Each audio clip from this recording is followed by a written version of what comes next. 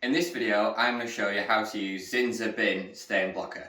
We've got a stain up here, and you can see it's coming through our ceiling. Horrible sort of watery, rusty mark. And now we're going to try and see if Zinsser bin will block our stain. We painted this with regular paint and filler, but the stain has continued to come through. So apply your Zinsser bin to the affected area.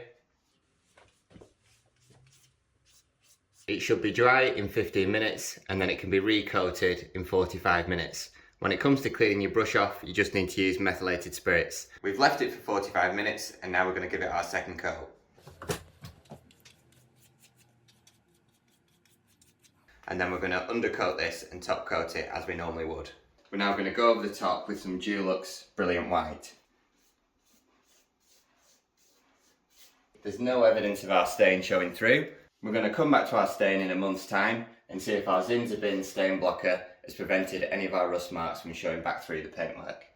And that is how you use Zinsser bin to block stains.